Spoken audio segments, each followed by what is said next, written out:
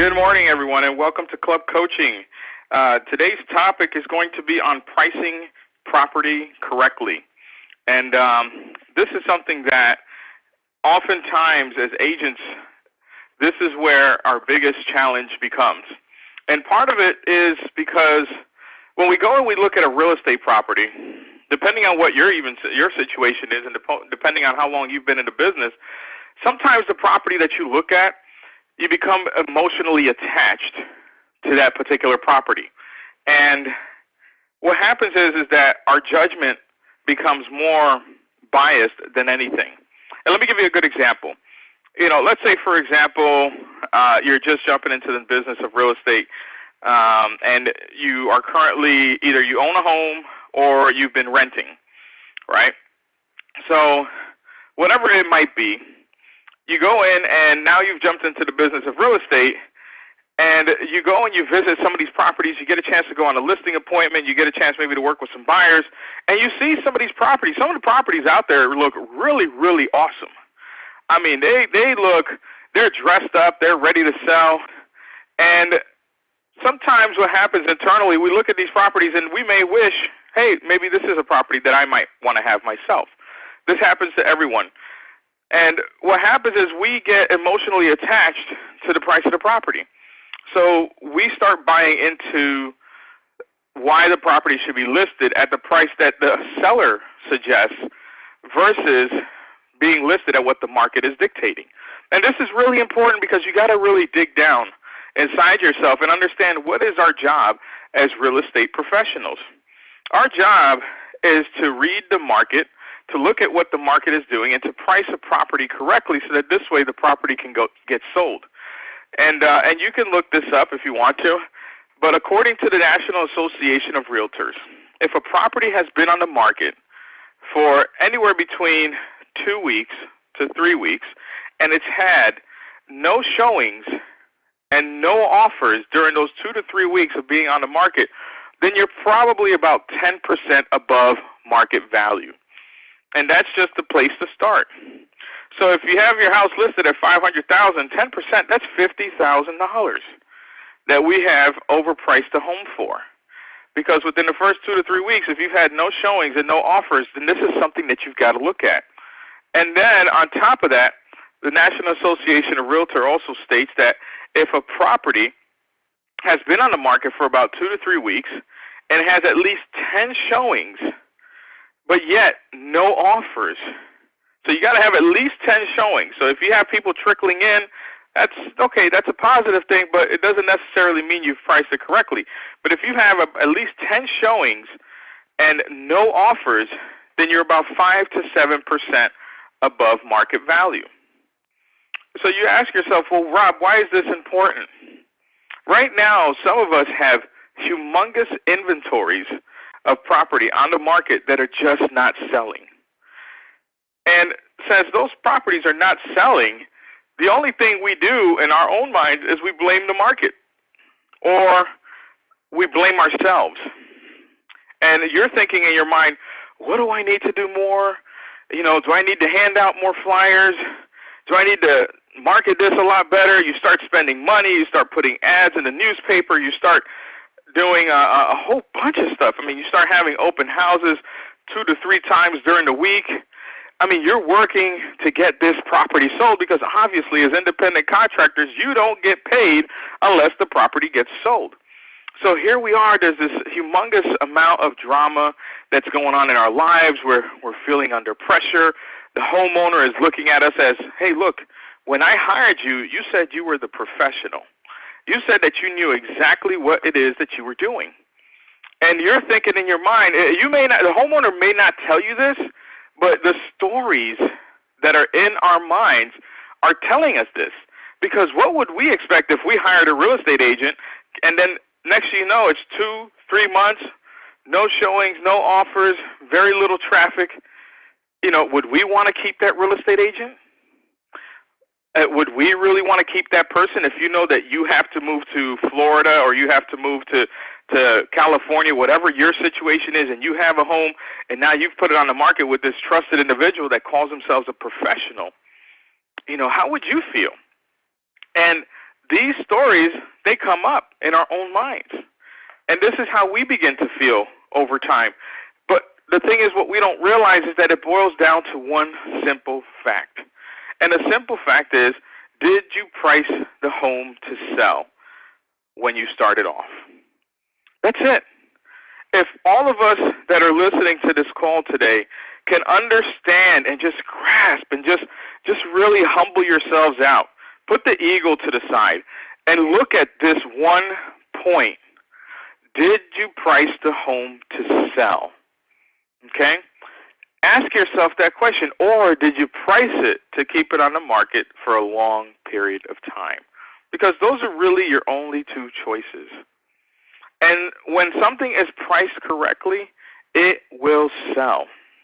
If you become a master at pricing property correctly, you will sell your property faster than you can probably list them. And I've seen this happen for some people. Okay? And this is the key thing that we've got to understand, because as you grow your real estate business, as you get good at listing property, as you get good at working with buyers, I mean, let's flip the script. If you're working with a buyer and you go and you show them a property that's listed, let's say, at $550,000, and you find out this house has been on the market for 2-3 months with no offers, I mean, does that at least give you a clue as to what the best price is for this property? Absolutely. It should at least give you some insight that, look, this property, the reason it's not selling is because it's just way overpriced. And what's going to happen when the appraiser goes by and tries to appraise the property? They're not going to find comparables. So pricing a property, that is your simplest rule in understanding if any of your properties right now that you have currently listed on the market are overpriced or not. And your job as a professional is to get the price reduced. Okay, so today's topic is going to be on pricing property and how to price it correctly. And there's a few points that we're going to go through because it's a pretty simple topic. It's not something that's long and drawn out, but it's something that if we just can grasp this one concept, real estate would be such a joy. You will your ability to earn a handsome income in the business of real estate is within reach if you get this concept down. The first thing we want to look at is our success in getting a listing sold. It starts with the price. Okay, so the sooner you price this property correctly, okay, the sooner and smoother that your business will run. The next thing we want to look at is you've got to know your own statistics and your office statistics. And why do I say this? Because when you're on a listing presentation, you want to be able to show people, look, this is what's happening in the market right now. Right now you have 55 homes or 100 homes that are on the market in your neighborhood that have 3 bedrooms, 2 baths, 2-car garage, and they're 5,000 square foot lot. Whatever the statistics might be that are similar to that person's house, you've got to know these.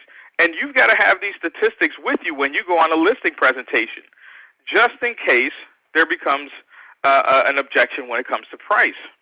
So you want to know what your statistics are for that area and for that neighborhood and for your office. You know, what are your office statistics? What do you guys average sales price? So that this way you can show them, look, we sell properties in this price range. We sell properties all the time in this neighborhood.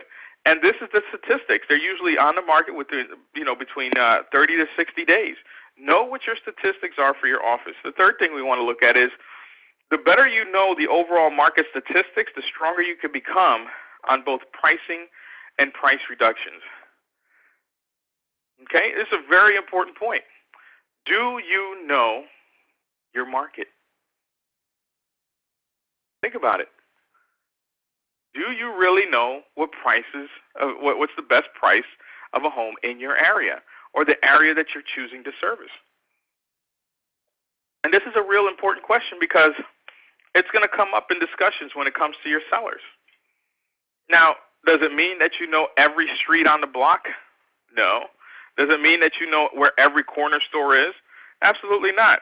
I mean, these days, the way our market has shifted, many agents have had to go outside of their usual comfort zone. So that means if you live one neighborhood, right now agents are servicing 2, 3, maybe even 4 neighborhoods to make sure that they have the volume that they're looking for to earn the income that they want. So sometimes, you got to really expand. The quickest way to get to know what the prices are in the neighborhood, start with your MLS is number one. Look to see what has been selling in the neighborhood and take a look through. Get to know the properties that have sold in your area and in the area that you're looking to sell, and look at their pricing. Look at the photographs. That's the first thing. Go to open houses. While you're driving around on the weekends, let's say you're with your family and you're on your way to a baseball game, whatever it is, and you're not working that particular Saturday, if you see an open house sign, by all means, I encourage you, stop the car, go inside the property, take a look, get to see what's out there, so that this way you can see what a property is being sold for.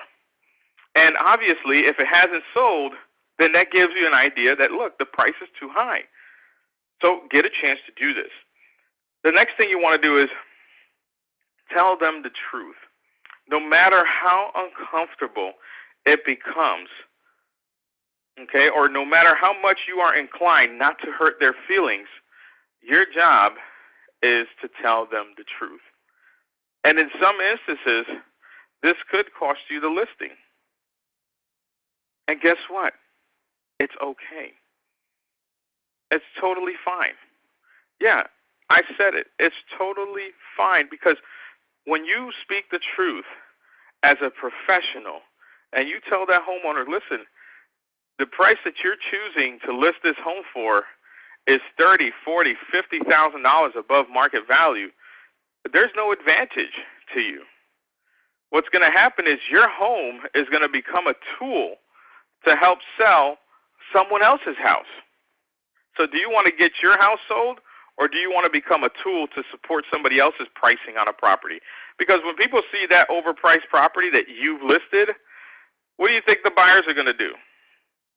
They're going to stay away from your house, okay, and they're going to go to someone else's house and buy another property that's been listed correctly. So tell them the truth up front. That's our job. No matter how much it bothers you, no matter how much you think it'll hurt their feelings, this is where people are distinguished in terms of real professionals and folks who are just in the business of real estate to play games. And I know for many of us that are on this call, we're here to be professionals. Because if you're committed to listening to these calls on a weekly basis, you're committed to hiring a coach, then you are a professional. So the next thing that we want to look at is, if you're a new agent to the marketplace or a new agent overall, preview properties so that this way you get a better understanding. And previewing properties, I think that's pretty obvious for many of us, is go to those open houses. Go to broker open houses that happen during the week.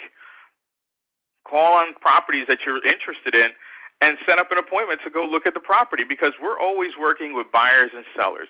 And the more familiar we become with the area and the territory, then the easier it becomes for us to price a home. The next thing you want to look at is, as you get close to the end of your presentation, be sure to set them up for a price reduction so that they're not surprised or angry later on. Okay? And this is really important. Many times on a listing presentation, when I go on one, it's a conversation of, well, listen, Mr. and Mrs. Jones, based on the comps that we've looked at and based what's going on the market, this is this price that I encourage you to list your home for. Or you can ask them, what price do you feel we should use to get this home sold? And you're showing them comparables that pretty much justify what's the best price. Okay? And the next thing that you want to tell them is, according to the National Association of Realtors, if within the first 2 to 3 weeks, Mr. and Mrs. Jones, we have no showings and no offers, then we're going to have to reduce the price. Okay? And you have this conversation during your listing presentation towards the end, right before they're ready to sign, because you want to set people up and be honest with them. You want to prepare them ahead of time. You want to give them the heads up, the guys, this could happen. And when it does happen, what are we prepared to do? So this is definitely being a professional. The next point I want to make is that once a listing has been taken overpriced, let them know that you will be updating them regularly about pricing. And this is very, very important, because if you have properties right now that are on the market and they just have not been selling at all, then this is something where every week you're talking with them in terms of what you're doing to get this home sold. You're speaking with them about what kind of activity you've been getting, what kind of feedback you've been getting. So if you've held an open house, make sure you talk to everyone that went to the open house and get their honest feedback and document it on paper. So whether they're realtors or buyers, so on and so forth, because you want to let the homeowner know exactly what people think about their property. And if you've taken an overpriced listing, this is something that you definitely have got to do. Start showing them comparables, if not on a weekly basis, then on a bi-weekly basis. Okay? Because you want to show them, look, this is what's happening. This is the activity. These are the properties that are actually selling in our area. And if you're not having properties selling every week or every bi-weekly, then at least show them on a monthly basis, this is where we are in terms of pricing. So if you want to get your home sold, Mr. and Mrs. Jones, we're going to need to make a price adjustment. The next thing I want to cover is try to understand what the seller's perspective is, because they don't want to hear that their house is worth less than what they think it is, even though, okay, you know that the price is not based on your opinion, but it's based on the market.